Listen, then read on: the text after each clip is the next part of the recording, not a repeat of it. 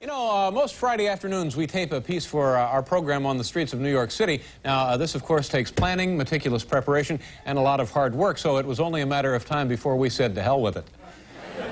Instead, we decided to wander around aimlessly, pick up a couple of strangers, and hang around with them all afternoon. And here, boys and girls, is what happened. Hi. Oh, how are you today? Good, how are you? Pretty good. What's your name? Right outside their hotel, we met Neil Bordy and Tanya Anderson, just in from Louisville, Kentucky for a weekend vacation. What are you doing right now? We're just getting ready to go out and do a little sightseeing. And would you mind if we came along with you? Would that bother you? Because as it turns out, we really have nothing to do today. It's too bad. Yeah. They planned to spend the afternoon sightseeing and agreed to let us tag along. I'm guessing it was the jet lag. Taxi! Hey! Right here! Taxi! Huh? What? Empire State Building. And step on it.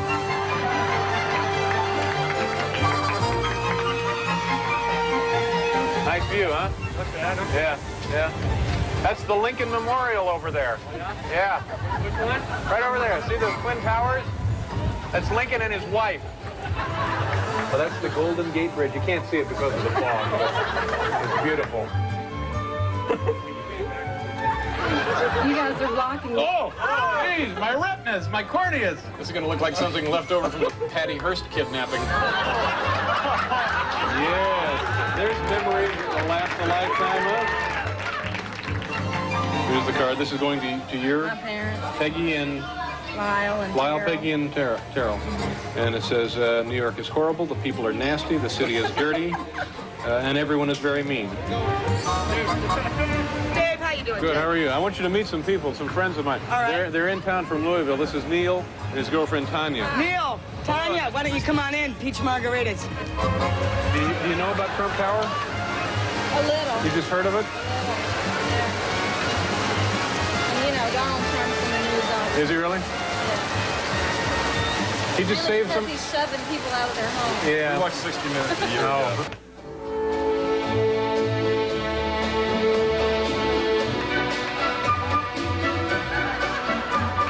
Hi, how are you? Are you the security man? Yes. You carrying heat? Keep an eye on you. Yeah. Do you have a gun on you? Yes. Show us your gun. I don't think it'd be.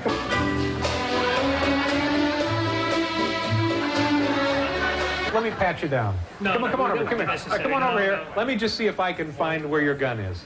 Please. No.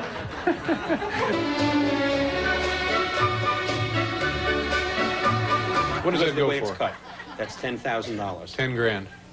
I don't know, that might be a little showy with that necklace. Foxes are what, they're clubbed to death? No, no, no. Well, they have to be very carefully Yeah. put to sleep. Are they shot in the head? What?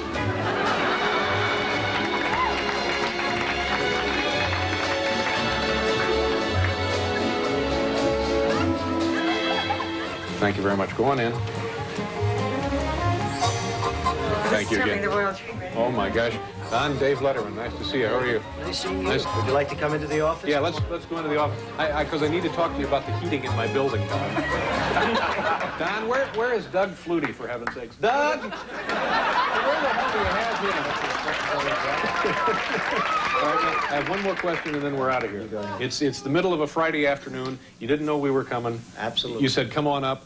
How busy can you be? I'm not busy. I have nothing to do. You know my truth? I have nothing to do. I wish I had more to do. What would you be doing I if think you I'll could go to do it? Louisville. You should. We'll do a couple of real estate deals in Louisville. There's a spot over here down on the carpet. Look into that. Thank you very much. Bye-bye. All right, let's get out of here. Don't touch anything. Let's go. Let's keep going. That's about it. And after this, you're pretty much on your own. Nice meeting you. right. Take Thank care. you. Have a good time. Thank you. Bye-bye. Bye-bye. Keep your hand on your wallet. All right, bye-bye.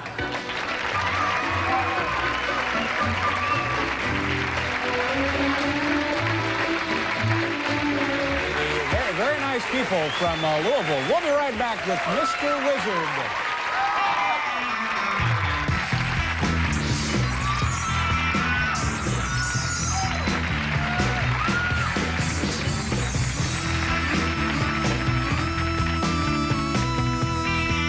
Has enough money to give everyone in the audience tonight $1 million.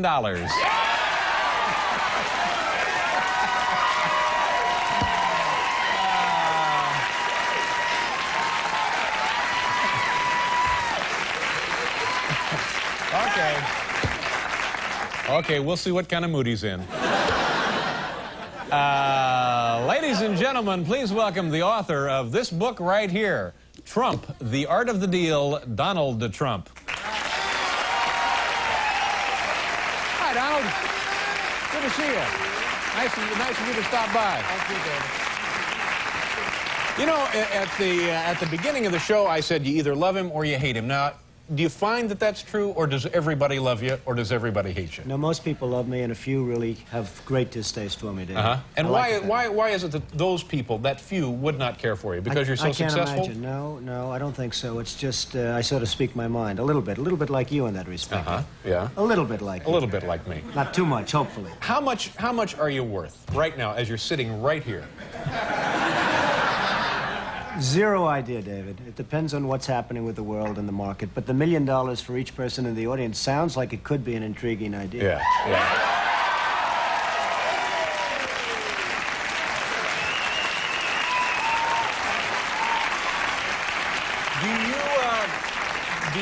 Do you make more money? You own casinos. How many casinos do you own? We have 4 casinos. 4 casinos in Atlanta? Paradise Island, Atlantic City, and it's really been very fabulous. Now, do you make more money from the casinos or more money in real estate development? Well, probably real estate in a sense, but real estate is an appreciation business, whereas the casinos are cash flow, and I don't know, I never really even think of it in those terms. I try doing a great job. I think we have the best hotel casinos in the world, and hopefully I have the best real estate in the world with Trump Tower and everything, and that's what I like. That's all right, now let's get back to the assessment of your wealth for a second. If you had to liquidate, if you just decided I'm going somewhere else, I'm going to live in a trailer, and you wanted to sell off, everything, you'd start with your real estate development, all of your real estate holdings, and whatever else you have, your casinos, so on and so forth. You sold everything. Right. How big would that check be that you put in your pocket when you headed west for the trailer? Well, I hate to disappoint, but I have zero idea, David. How come this seat is at such a low level? You know, I'm looking at him. He's got this stage rigged, folks. No. But that seat is a good half, 6 inches higher than my seat. And so am I. Huh? I see. But no, I'm serious. I think that this... I'm not going to get you off that subject. No, this is... I think this is the kind of thing that people love to fantasize about, because you were unquestionably one of the most successful men in the country, if not the world, and also one of the wealthiest. So, give us a figure that we might ponder here. You'll never get it out of me, David. You'll never get it out of me. You'll try, but you'll never get it. Let's get something like how we're going to become more successful. Let's talk about that. I read something this afternoon that said in the bank right now you have $500 million in cash. In cash. Is that a fair? Which paper did you read that in? Well, I can't divulge those sources. You have to give me the newspaper. No, just tell me, is that not true, or is that close? Am I nuts here? Well, I don't know. You have to tell me where you got that, David. This is a very unusual interview, folks. You won't put a figure, just an imaginary figure? Never would. $1 billion. You're worth $1 billion? Perhaps. Perhaps. Perhaps. Are we the low side of perhaps or the high side of?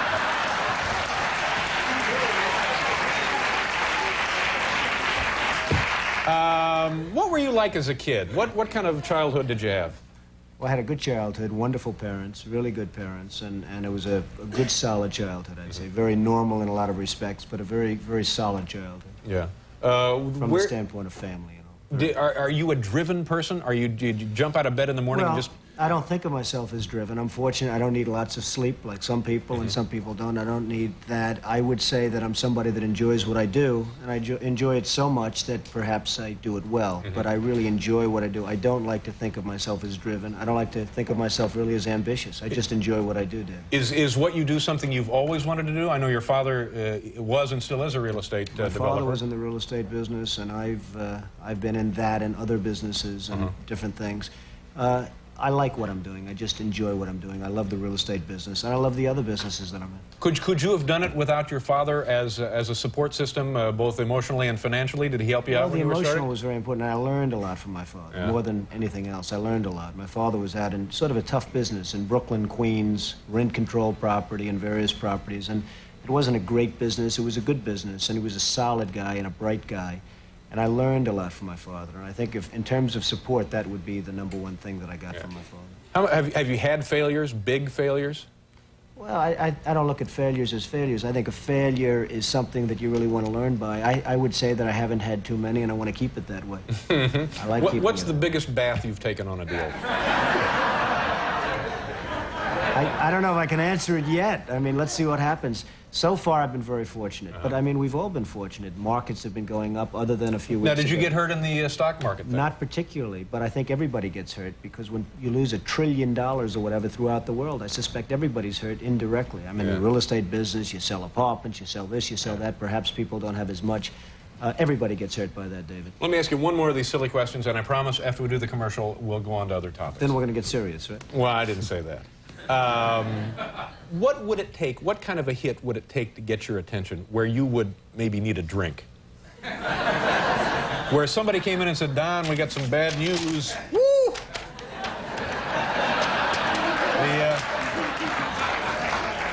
That's 7-Eleven in Akron. Well, what? Hopefully, David, I wouldn't be in a position where I'd have to take that kind of a... I know that. I know. We're just pretending. I just want to tell you that... You act like you're running for something. No. We'll do a commercial. We'll let him think some of these over and try and get a straight answer.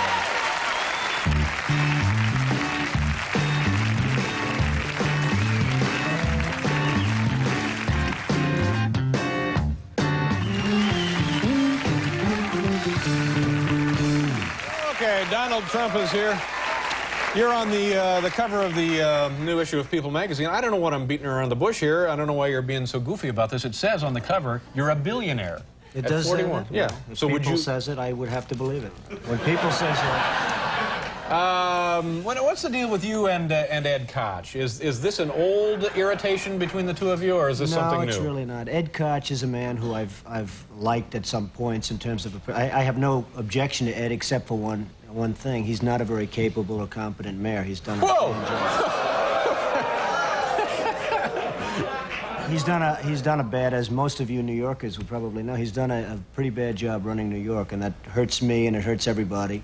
And when I see somebody that's not competent and he's running something, and something that I have really a big stake in, it bothers me and I do something about it. Are you speaking from a position of somebody who has a lot of really, really special interest in the city? No, it's not I do have a special interest. I have a special interest in New York. New York City is a hot city. It's a great city. It's the greatest city in the world, according to many, and according you're here, and we're also here. Right. And I hate to see some of the things happening with New York that have happened under the Koch administration. So I hit him pretty hard in the book, but I hit him fairly in the book. I hit him very fairly. Yeah. Probably very hard in the book, but very fairly. Is it kind of a pointless defense to say that this city is so big that it is actually unmanageable to a certain extent, and he's doing the best he can, sort of just tending it day to day? No, I don't think so. I mean, I hope that's never a defense of anybody. I did the Woolman skating rink in 4 months for $2 million or $2.5 million. They started 7 years before that and were unable to build it. I think they spent something like $15 million. This is a huge ice skating facility in Central Park, which the city was... 7 years. 7 years. 7 years, they could not get it open. They could not build it, Yeah. and we did it in 4 months. So, you know, you say, hey, it's big and everything else, and give them a little bit more time, but the fact is, that's a disgrace. The zoos are a disgrace. The subways, the schools. It's really, David, it's really management. It's management, it's competence, it's capability, it's just basic ability, and Ed Koch doesn't have it. Yeah, but you're speaking again from the over-the-fence in private enterprise. He's trying to run a municipal administration. It can be done. You think it could be done? Absolutely. By the right person, it could be done. Yeah. Any thoughts? I mean, would you want to be mayor of this No, city? I wouldn't want to be mayor. It'd run very well if I was mayor, but I would not want to be the mayor of New York. Is there something you do want? No, I just want to keep doing what I'm doing. I mean, Yeah. I'm on your show. You're a fantastic show. You're a star in my book. Everyone's talking about. Yeah, I know. I appreciate that. We wrote all about David in the big book. Now, that's another Pretty thing. surprised We to see came that. up to you that one afternoon, completely unannounced. We were in the lobby of the Trump Tower facility up the road there, and we just called up and said, can we come up and see Don? And they said, come on up. Absolutely. Now, how busy can you be? I'm not busy at all. But you That were was a actually, lot of fun, by the way. Yeah, it Your was fun. coming up was a lot of fun. And I must say, I thought that was very gracious of you to do, because obviously you got a lot better things to do than goof around with me. You're right. Yeah. And what about the, are people trying to draft you to run for president up in New Hampshire? Well, I guess a lot of people want to see this country. It's a shame what's happening. Japan, Saudi Arabia, Kuwait, everybody's taking advantage of the United States. People know that if certain people are running a country, that it won't happen. I mean, when you look at Japan, not paying for the defense, we're defending Japan. We're losing billions and billions of dollars. We're fighting for AIDS help and for farmers and for this and that. And it's a shame. And the Japanese folks, who I respect greatly, but they're not treating us fairly. They're really not treating us fairly. Kuwait, Saudi Arabia, they're not paying us anything for the services we're rendering, and I think it's a disgrace. And I think people look at certain people, and maybe me, if I were in a position, this country, believe me, would not be ripped off like it is. And it is just being ripped off so badly by our so-called allies. Yeah. So that's a pretty strong statement. So now, are you saying I don't think it's that strong. I think it's fair. And by the way, I have tremendous respect for the Japanese. I do a lot of business with the Japanese. And they smile about it, too. They know it. The country is losing billions and billions of dollars to Japan, and we can't afford to lose. And it's a shame. It's But a so shame now, are what's you saying this by way of indicating that you could do it better, and you do intend to run for president at some point? No, I'm not going to run for president, but I think somebody Now, could in do... 8 years, if you came back, would you have a different answer? In 4 years, I if you tend to came back? doubt it. I really tend Really? to doubt it. But I just think that there are so many ways that this country can straighten itself out, and we're not going about those ways. Cutting farm aid is not the appropriate thing. Cutting help for the homeless and help for the poor and welfare. Certain things can be done that really will mean big dollars to this country, and those things are not being done right now. Let me ask you one other question, because I know you have other appointments and stuff to get to. If you go to dinner and the bill is like, say, $25, how much of a tip would you throw down? Well, you know, the way I feel about tips, if somebody does a super job, I give more than anyone. And if somebody does a lousy job, I probably give less than anybody. And that's the way I feel about life. Life should be, you should be rewarded for competence and capability and doing a job and having a smile on your face, maybe, if that's the case. And I'm a pretty good tipper when somebody's good, and I'm a pretty lousy tipper if somebody's not good. So that's the way it is. But, you know, sitting here listening to this stuff, it seems to me you are dying to get to some public platform to superimpose those feelings upon the American awareness. Well, maybe so, but I'm not. I would like to have the feelings known and let somebody else do it, and it can be done. If the ball's carried correctly, it can be done. Yeah, but if you want something done right, do it yourself. Here is the book. It's Trump, the Art of the Deal, and this is Donald Trump. Donald, thank you very much for coming out. We'll be right back.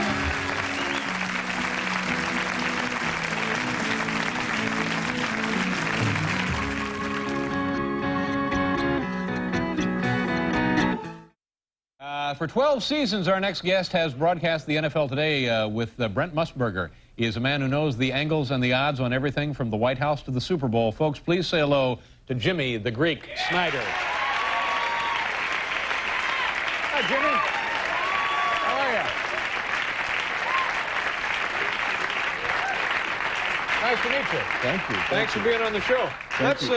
Since I can make it all even, you can come on our show tomorrow. Then tell us what's wrong with the Giants. All right, I'll be happy to do that. Okay. All right. Let's. I mentioned here the White House to the Super Bowl. Since we just mentioned it, since we were talking about Gary Hart, could you now give us odds on the Republican nominee, the Democratic nominee, and the ultimate winner? And Gary Hart too. Huh? Yeah, whatever. See you what want. too much love's done for you? What's that? It blows out your brains. Okay. That's mine. I see. Okay. Now, the Republican nominee, it's 8-5 that Bush beats Dole. Uh-huh.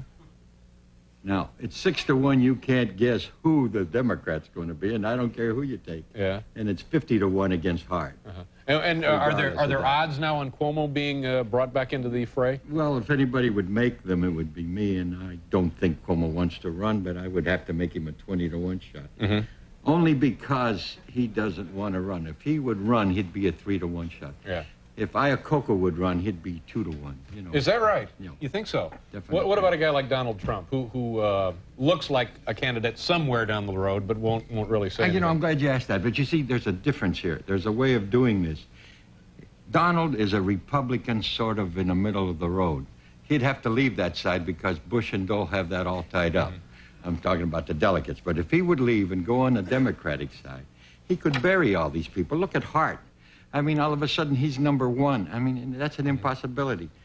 Now, Mr. Trump is arrogant, he's egotistical, but he's smart, and he's beautiful, and he knows how to do things. Right. If he would switch to the Democratic side, he could win the Democratic nomination because he knows how to put things together, put slates together in every state. He could win because then he'd go against Bush, and I'll tell you something. It would be a close election. I know that sounds ridiculous. No, it does to you, sound but it's true. ridiculous because I think when people no, I mean from the standpoint when you talk to Donald Trump, you think maybe in 4 years or in 8 years, but now to suddenly there's nobody there, David. Yeah. But things have already started, and for him to announce that he's switching parties, I mean, who's going to accept that? And Reagan did.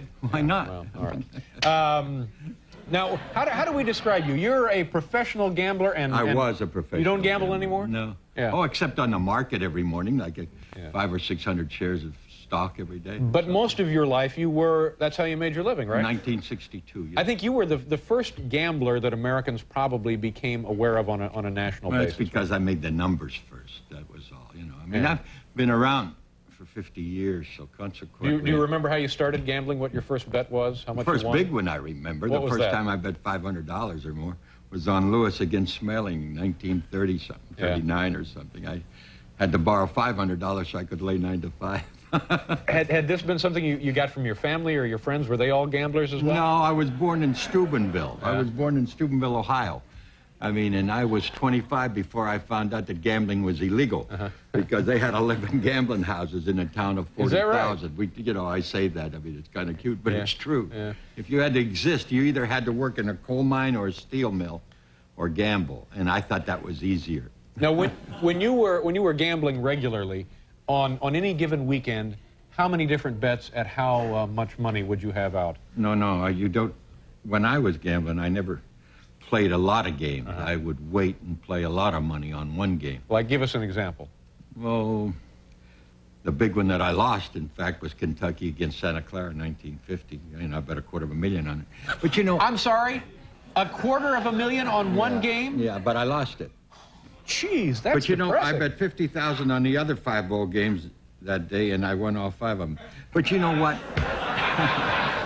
Goes to show you how reaching smart for I my was. wallet to give you a hand, and you broke you don't even have then to- that day. Yeah, I broke even, but the whole thing about it, you know, today there's people in Vegas and around the country that do that every week. Yeah. I mean, it was nothing. It's really mushroomed, hasn't it? It sure has.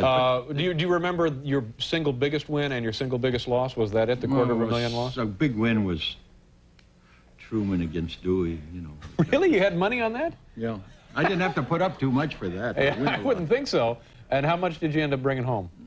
I took 17 to 1. I mean, it's a matter of record that I won 170,000.